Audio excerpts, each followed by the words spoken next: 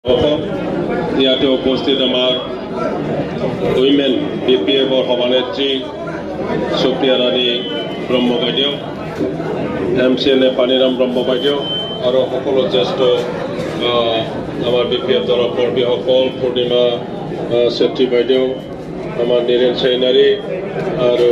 নন্দলাল মগৰ আমাৰ নিৰু বাইদেউ জেমছ বসুমতাৰী দত্ত ডাঙৰীয়া আৰু আমাৰ বাইদেউ প্ৰমুখে নিশিমা চিৰাং আৰু খাজলগাঁও আৰু চিৰাংদুৱাৰ ব্লকৰ পৰা অসমৰ শ্ৰদ্ধাৰ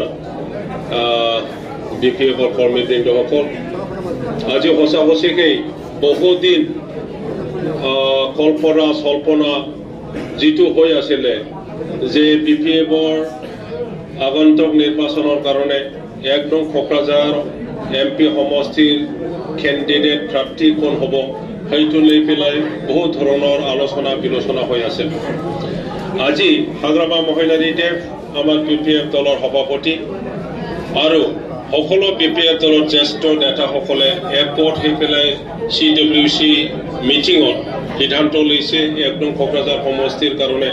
মোকে প্ৰাৰ্থিত্ব প্ৰদান কৰিছে আৰু দৰং ওদালগুৰি সমষ্টিৰ কাৰণে আমাৰ MLA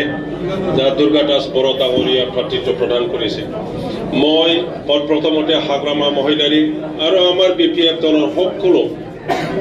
জ্যেষ্ঠ নেতাসকল আৰু সকলো নেতা কৰ্মীসকলক মই ধন্যবাদ দিছোঁ এই গভীৰ এই গধুৰ এই বৃহৎ এটা ৰাজনৈতিক যে দায়িত্ব মোৰ ওপৰত প্ৰদান কৰাৰ কাৰণে আৰু মই ব্যক্তিগত হিচাপে বিপিএফ দলৰ সক্ৰিয় কৰ্মী হৈ আৰু BTCৰ যোৱা 15 বছৰত ডেপুটি চিফ হৈ থাকোঁতে মোৰ যিটো অভিজ্ঞতা ৰাইজৰ লগত মোৰ সম্পৰ্ক ৰাইজৰ যি সুখ দুখ সেইটো মই যেহেতু অলপ হ'লেও কম বেছি পৰিমাণে ময়ো জানো হিচাপে মই সকলো BTC-বাসী প্ৰত্যেক জাতি গোষ্ঠী ধৰ্মাৱলম্বী ভাষা-ভাষীক একগোট লৈ BTCৰ শান্তি প্ৰতিষ্ঠা কৰা আৰু এই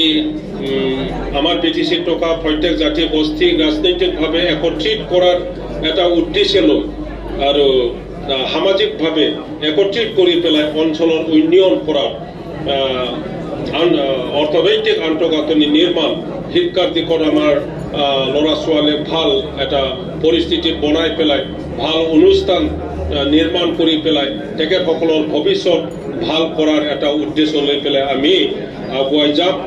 আৰু বিপিএফ দলৰ সমূহ কৰ্মী আৰু নেতাসকলে আজিৰ দিনত যেনেকৈ দলে বলে ওলাই আহি পেলাই প্ৰত্যেক গাঁৱত প্ৰত্যেক জাতি গোষ্ঠীৰ ওচৰত গৈ পেলাই বিপিএফ দলৰ যিটো উদ্দেশ্য বিপিএফ দলৰ যিটো নীতি আৰু যিটো ইডিঅলজি ফিলচফি লৈ পেলাই যিটো ৰাইজৰ লগত কথা পাতিছে আৰু ৰাইজই যেনেকৈ আগুৱাই আহি পেলাই বিপিএফ দলক সমৰ্থন জনাবৰ কাৰণে এতিয়া সাজু আছে সেইটো দেখি পেলাই আমি আজিৰ দিনত ক'ব পাৰে যে বিপিএফ দলৰ এই অহা ইলেকশ্যনত MP ইলেকশ্যনত জিকাটো আমাৰ 100% নিশ্চিত মই আপোনালোকক এটা কথা ক'ব বিচাৰোঁ আমাৰ জাৰ্নেলিষ্টসকলে সদায় সোধে বা সকলোৱে সুধিব যে আমাৰ কম্পিটিশ্যন কাৰ লগত হ'ব যুঁজ কাৰ লগত হ'ব সঁচাকৈ আমাৰ যুঁজ যিটো UPPL BJP আৰু GSP তিনিটা ৰাজনৈতিক দলৰ যিটো এলায়েন্স পাৰ্টি আৰু সিহঁতৰ যিটো কমন কেণ্ডিডেট তেখেতৰ লগতে আমাৰ যুঁজটো হ'ব কিন্তু আমি দেখিবলৈ পাইছোঁ যে আজিৰ দিনত যি তিনিটা পলিটিকেল পাৰ্টি একগোট হৈ পেলাই BTC চৰকাৰ শাসন কৰি আছে ৰুলিং গভৰ্ণমেণ্ট চলি আছে আৰু অসমখনক চলাই আছে তেখেতসকলে এই তিনিটা গ্ৰুপৰ ভিতৰত এটা গ্ৰুপ GSP এই গ্ৰুপটো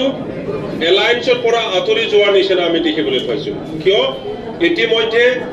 GSPৰ নেতা আমাৰ নৱচৰণীয়াই ইলেকশ্যন খেলিব বুলি তেখেতে ডিক্লাৰেশ্যন দিছে আৰু নিশ্চয় তেখেতে কেম্পেইনৰো ওলাইছে গাঁৱে ভূঞে সময়তো আমি সকলোৱে জানো তেতিয়াহ'লে আমি ক'ব পাৰোঁ অকল আমাৰ যুঁজ BJP আৰু UPPLৰ যিটো সিহঁতৰ কমন কেণ্ডিডেট UPPLৰ কেণ্ডিডেটৰ লগতে হ'ব আৰু আমি জানো যে UPPLক আজি BTC বাকী কোনেও ভাল নাপায় তেখেতসকলৰ মিথ্যাবাদী তেখেতসকলৰ যিটো মিছা প্ৰতিশ্ৰুতি আৰু কাম কৰিব নোৱাৰা BTC মানে অন্য দলক মানে কম্প্ৰমাইজ কৰা BTCৰ ইউনিয়নটো কম্প্ৰমাইজ কৰা BTC বাকীৰ যিটো অধিকাৰ সেই অধিকাৰটো কম্প্ৰমাইজ কৰা সেইটো আমি সকলোৱে দেখিছোঁ BTC বাকী উপলব্ধ কৰিছে গতিকে BPF দলকহে ভোট দিব এইবাৰ ইলেকশ্যনত আৰু আমি যেনে প্ৰকাৰে জিকি যাম মই আপোনালোকৰ ওচৰত এটা অনুৰোধ কৰিম যে সকলোৱে যেন নিজৰ দায়িত্ব বুলি নিজৰ গাঁৱত নিজৰ অঞ্চলত সকলোৰ ঘৰত গৈ পেলাই কথা পাতিব নোৱাৰিলেও অঞ্চলত যিমান পাৰে নিজৰ কেপাচিটিত যেন কাম কৰে আৰু BPF দলত সকলোকে আনিবৰ কাৰণে চেষ্টা কৰে এইখিনি অনুৰোধ জনাই মোৰ বক্তব্য সামৰিছোঁ